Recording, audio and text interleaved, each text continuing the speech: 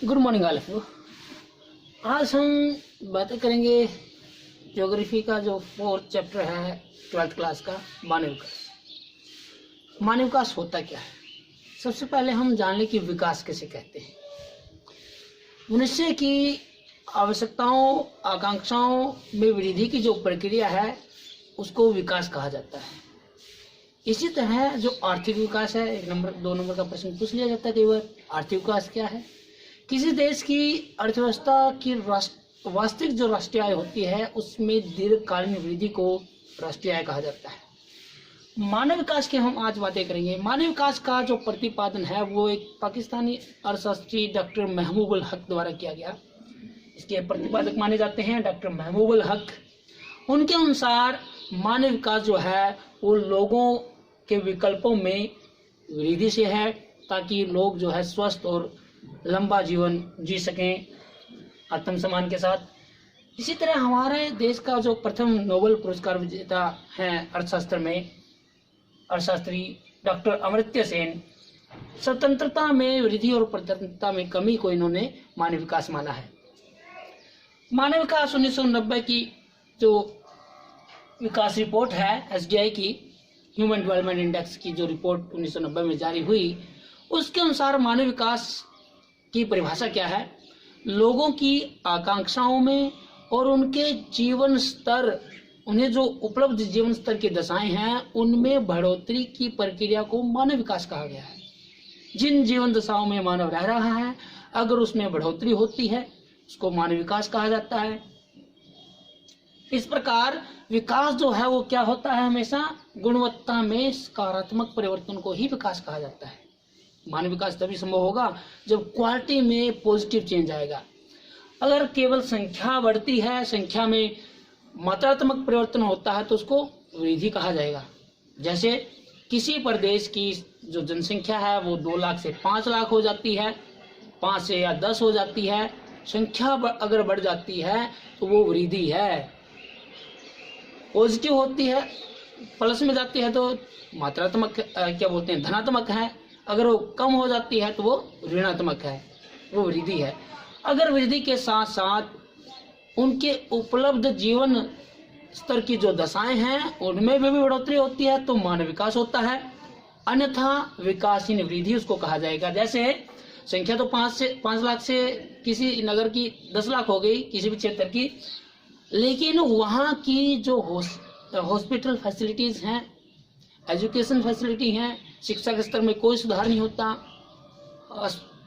Hospital facility में कोई सुधार नहीं होता, बेसिक एम्यूनिटीज जो हैं लोगों की वहाँ पर उनमें कोई सुधार नहीं आता, तो उसको केवल क्या कहा जाएगा?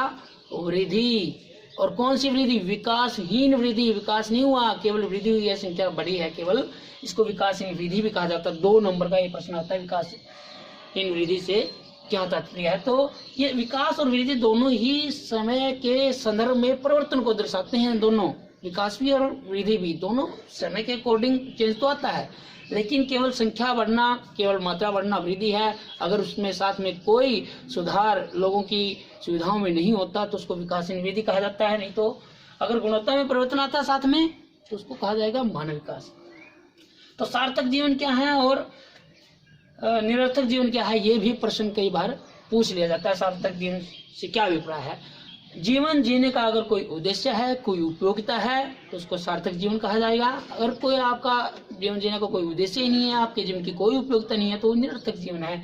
सार्थक जीवन में लोग स्वस्थ होते हैं, लोग स्वस्थ हों, लोग अपने विवेक और बुद्धि का विकास कर सकें, अपने परिश्रम, अपने मेहनत के बल पर समाज में अपनी प्रतिभागिता दे सकें, अपना योगदान दे सकें और अपने उद्देश्यों की पूर्ति करने के लिए पूर्णतः लोग स्वतंत्र हों।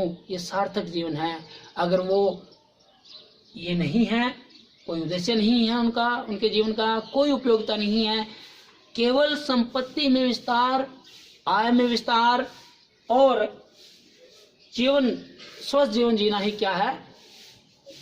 केवल स्वस्थ जीवन जीना, या हम कहें कि संपत्ति बढ़ा रखी है, आय बढ़ा रखी है, वो क्या है?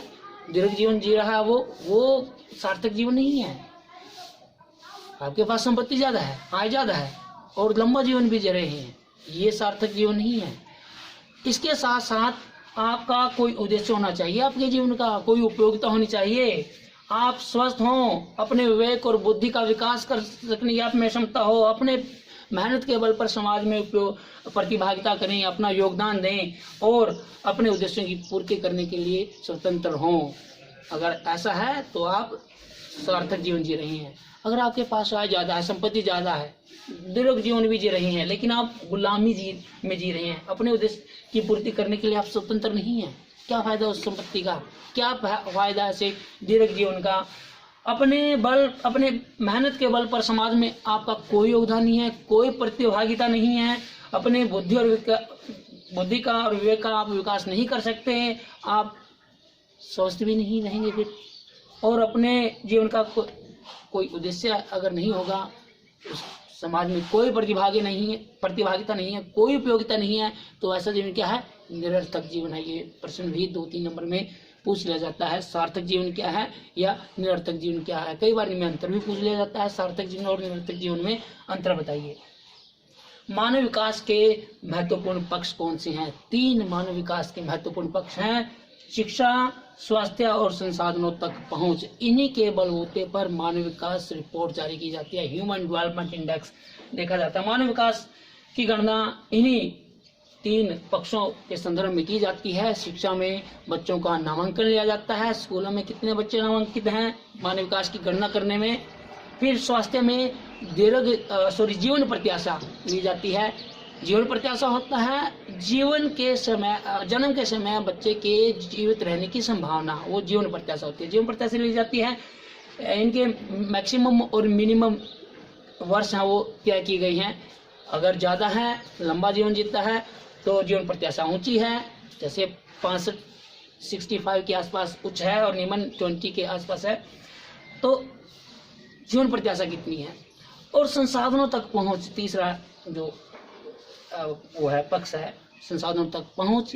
संसाधनों तक पहुंच में डॉलरों में ली जाती है, ये खर्च करने की क्षमता कितनी है लोगों की, संसाधनों तक पहुंच देखी जाती है। यानी कि लोग अमीर हैं, गरीब हैं। अगर गरीब हैं तो संसाधनों तक पहुंच का मतलब है वो अपने उपयोग की जो वस्तुएं उनको पाने में कितना सक्षम है, कितना वो खर्च कर सकते हैं। ठीक है, कोई भी चीज़ खरीदनी है, अपनी बेसिक एमिनिटीज जो हैं, अपनी ज़रूरतें जो हैं उनको पूरा करने के लिए वो कितना धन खर्च कर सकते हैं, वो है संसाधनों तक पहुँच।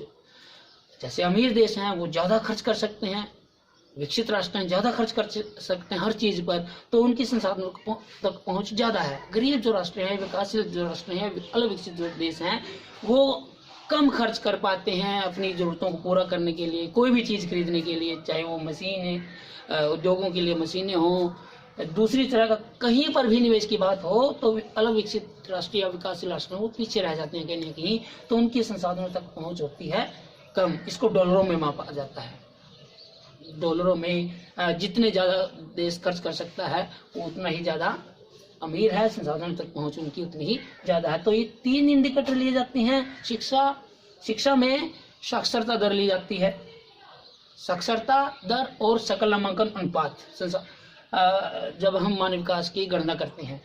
साक्षरता दर में 2001 की जनगणना के अनुसार भी हमने पढ़ा था पहले कि 7 वर्ष से ऊपर के वो व्यक्ति जो किसी साधारण भाषा में लिखे हुए शब्दों को पढ़ लिख और समझ सकते हो और साथ में अंकगणितीय परिकल्पना भी कर सकते हो, थोड़ा बहुत जोड़ घटा भी कर सकते हो, उसको साक्षर कहा जाता है। और कुल जनसंख्या में उनका प्रतिशत, साक्षरों का प्रतिशत साक्षरता दर कहलाता है। साक्षरता और सकल नामांकन अनुपात, कितने बच्चे स्कूलों में इनरोल्ड हैं, वो ये 2 चीजें शिक्षा में ली जाती हैं। स्वास्थ्य में जीवन प्रत्याशा ली जाती है और संसाधनों तक पहुंच में संसाधनों पर को क्या बोलते हैं, खरीदने में या उनको अपने उपयोग में लाने में वो कितना खर्च कर पाते हैं, वो संसाधनों तक पहुंच है, इसको डॉलरों में मापा जाता है। तो इन तीनों को ह्यूमन डेवलपमेंट इंडेक्स जब रेटिंग जब दी जाती है, इन तीनों को 1/3 भारित किया जाता है। इसीलिए एसडीआई की वैल्यू हमेशा 0 से 1 के बीच में आती है। 0 के पास जो देश होंगे वो कम, एसडीआई की वैल्यू उनकी कम होगी, और जो जितना 1 के पास में होंगे एसडीआई की वैल्यू उतनी ही ज़्यादा। मानव विकास सूचकांक उन देशों का उतना ही अधिक होता है। जैसे नॉर्वे का सबसे अधिक है और नाइजर का सबसे कम है। तो आज के लिए हम इतना ही करेंगे। ना इसमें से कोई समझ में आए तो मेरे से पर्सनली कॉल कर लेना कि ये चीज़ समझ में नहीं आई, और आगे क्या आपको चाहिए पढ़ना वो मेरे को बता देना। Thank you.